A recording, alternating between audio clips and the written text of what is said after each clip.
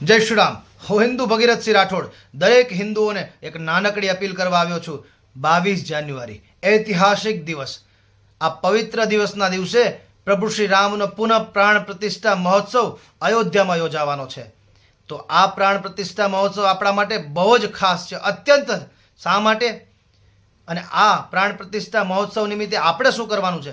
ફક્ત નાનકડા 5 કામ કરવાના છે. અને શા માટે ખાસ છે પહેલાં એની માહિતી આપું. 500 વર્ષ પહેલાં બાબર નામના એક રાક્ષસી માનસિકતા ધરાવતા વિધર્મીએ પ્રભુ શ્રી રામનું ભવ્ય દિવ્ય મંદિર ધ્વસ્ત કર્યું. ત્યાર પછી આપણે હિન્દુઓએ, આપણી દરેક હિન્દુઓની પેઢીઓએ અનેક સંઘર્ષ કર્યા. આશરે 77 જેવા નાના મોટા યુદ્ધો થયા આ મંદિર માટે.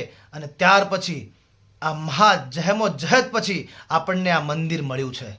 તમે વિચાર કરો કે આ ગોધરાના 27 કારસેવકોને જો ગણીએ ને કે જેઓ પોતાના પ્રાણની આહુતિ આપી હતી આ મંદિર માટે, તો લગભગ 3.5 લાખ જેટલા હિન્દુઓએ આ મંદિર બને ને એટલા માટે પોતાના પ્રાણની આહુતિ આપી દીધી.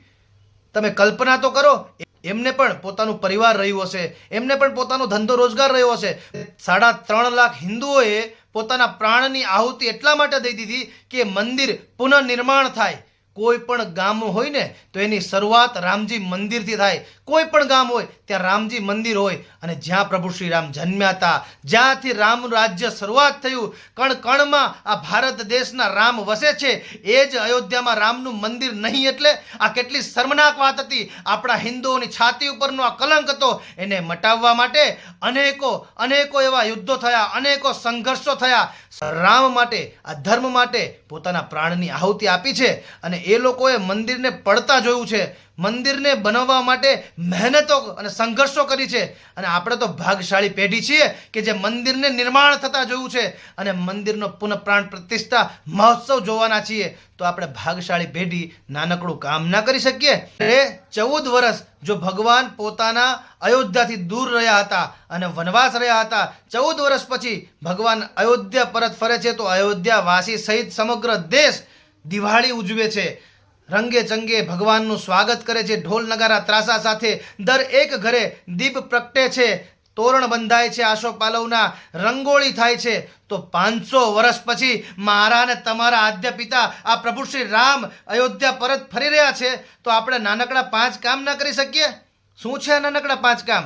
એ પહેલાં તમને કહું છું કે તમારા ઘર સુધી પણ પ્રભુ શ્રી રામના આશીર્વાદ રૂપી અયોધ્યાથી આવેલા પવિત્ર અક્ષત તમારા ઘરે પણ આવ્યા હશે. અક્ષત એટલે ચોખા આવ્યા છે ને, અને નથી આવ્યા તો તમારા ઘરે પહોંચી જશે 22 જાન્યુઆરી પહેલાં.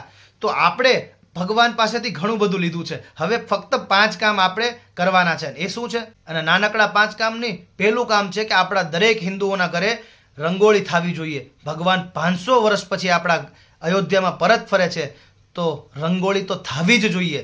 દરેક હિન્દુના ઘરે સરસ મજાની રંગોળી થાય. સાથિયા પૂરીને માતાઓ બહેનો પોતાના ઘરે રંગોળી અવશ્ય કરે. બીજું કામ કે દરેક હિન્દુના ઘરે તોરણ બંધાય આસોપાલવનું. તથા તમે જે સોસાયટીમાં કે ગામમાં વસો છો ત્યાંના નગર દરવાજે ગેટે ત્યાં પણ સરસ મજાનું આસોપાલવનું તોરણ બંધાય. ત્રીજું કામ કે આપણે દરેક બહેનોએ પોતાના ઘરે અવશ્યપણે 5 દીવા કરવાના છે. રાત્રે સરસ મજાના 5 દીપક પ્રગટાવવાના છે. સવારે પ્રગટાવો તો પણ વાંધો નહીં, ને રાત્રે બંને ટાઈમ 5 દીવા કરવાના છે. અને કોઈ કહેશે મારે 5 થી વધારે કરવા હોય તો પોતાની ખુશીથી જેટલા દીવા પ્રગટાવો એટલા પ્રગટાવી શકો છો. ચોથું, આપણે બધાએ સાથે મળીને સમૂહમાં, યાદ રાખજો સમૂહમાં, તમે જો સોસાયટીમાં વસો છો તો સોસાયટીના લોકો ભેગા થઈને, અને જો તમે કોઈ ગામમાં વસો છો તો ગામના લોકો ભેગા થઈને સમૂહમાં 22 તારીખે 12 વાગ્યે 22 મિનિટે મહાઆરતી કરવાની છે. જો રામજી મંદિર હોય તો ત્યાં, અને રામજી મંદિર ના હોય તો કોઈ પણ મંદિરે ભગવાનની છબી રાખીને બધાએ સમૂહમાં મહાઆરતી કરવાની છે. આ મહાઆરતી માટે દરેક બહેનો પોતાના ઘરેથી આરતીની થાળી સજાવીને લઈ જાય. બધા બહેનો સમૂહમાં મહાઆરતી કરે. કેમ કે 22 તારીખે 12 વાગ્યે 22 મિનિટે અયોધ્યામાં ભવ્ય એવી દિવ્ય એવી મહાઆરતી થવાની છે. ભારત દેશના તમામ સાધુ સંતો ત્યાં હાજર હશે. અને આ પવિત્ર ક્ષણની લાહો આપણે શા માટે ચૂકીએ? એટલા માટે આ સમયે આપણે પણ મહાઆરતી આપણે જ્યાં છીએ ત્યાંથી કરવાની છે. 5મું અને છેલ્લું કામ, આ વિડીયો દરેક હિન્દુઓ સુધી પહોંચાડજો. કેમ કે આ વાત દરેક હિન્દુ જાણતો હોવો જોઈએ, પોતાને ગર્વ થવો જોઈએ કે 500 વર્ષ પછી આપણે મંદિરને નિર્માણ થતા જોઈએ છીએ.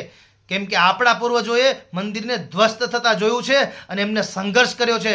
ગર્વશીલ પેઢી છીએ આપણે કે મંદિરનું નિર્માણ જોવાના છીએ. તો દરેક હિન્દુના સ્ટેટસમાં આ વિડીયો અવશ્ય હોવો જોઈએ અને દરેક હિન્દુ સુધી આ જાગૃતિનો મેસેજ જવો જોઈએ. પ્રભુ શ્રી રામ આપ દરેકને સદૈવ ખુશ રાખે, તંદુરસ્ત રાખે અને સ્વસ્થ રાખે એવી શુભકામના સાથે રામ રામ.